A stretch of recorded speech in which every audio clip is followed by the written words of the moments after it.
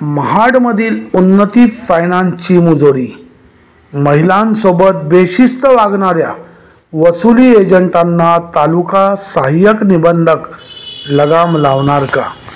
याबाबतचे सविस्तर वृत्त असे की, महाडमधील उन्नती फायनान्स यांच्या माध्यमातून ग्रुप गॅरंटी म्हणून खर्डी येथील 5 महिलांना कर्ज देण्यात आले होते व त्या कर्जापोटी दर महिन्यातून 12 तारखेला सदरची वसुली केली जात होती. मात्र या उन्नती फायनान्सच्या माध्यमातून ठेवलेले वसुली एजंट यांनी कर्ज वसुलीसाठी चक्क महिलांच्या कामाच्या ठिकाणी जाऊन एकच धिंगाणा केला व महिलांना अपमानास्पद जी वागणूक दिली ती म्हणजे माणुसकीला कालिमाच म्हणावी लागेल. उन्नती फायनान्समधून वसुलीसाठी आलेले हे एजंट चक्क महिलांना स्वतःच्या मोटारसायकलवर बसण्यासाठी आग्रह करीत होते. अशा पद्धतीची ही वसुली म्हणजे माणुसकीला कालिमा फासणारीच असून महिलांचा आदर करण्याऐवजी महिलांजवळ होत असणारी अपमानास्पद वागणूक ही कुठपर्यंत योग्य आहे, असा प्रश्न महाड तालुक्यातील नागरिक करीत आहेत.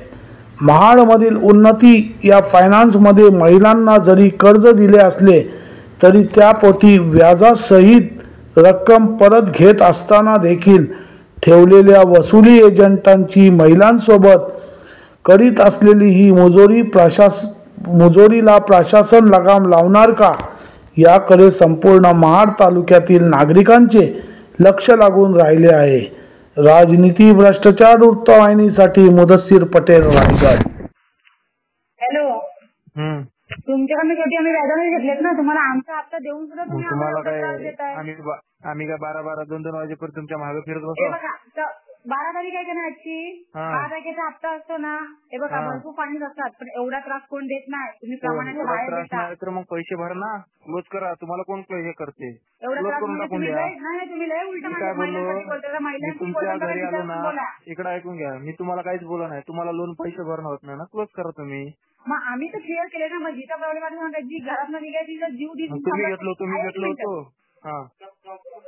तुम्ही डायरेक्ट म्हणते आम्हाला की तुम्ही आमच्या गाड्यांवरती बसानी चला तुम्ही खरेदीला, म्हणजे आम्हाला मी बोललो तुम्हाला. तुम्ही हे बघा, ते दुसऱ्या सरांचं नाव माहित नाही, आशी सरांचं आमच्या बरोबर तुम्ही त्याला गाडीवरती बसा, आमच्या गाडीनं आमच्या गाडीनं बसा, हे बोलताना विचार करून बोललं पाहिजे. मॅडम, हे असलं आहे ना, ज्याचा प्रॉब्लेम असेल ना ग्रुप मध्ये, त्यांना लोन क्लोज करायला लावायचे. असले एवढं करून असेल ना, ऐका, आम्हाला माहिती नव्हतं की असं करेल म्हणून, आमचा भरोसा बसलेला म्हणून आम्ही भरोसा नसलं तर पैसे भरा. तुम्ही घेतले, आम्ही घेतलं. तिला बोलताना जरा विचार करून बोलला पाहिजे होता. तुम्ही काय बोललात? एक मिनिट ऐकून घ्या आधी. मालकांच्या इथं पण तुम्ही जाऊन तमाशा घातलात. तमाशा घातला पाहिजे. तमाशा कोणीच घालाय नाही.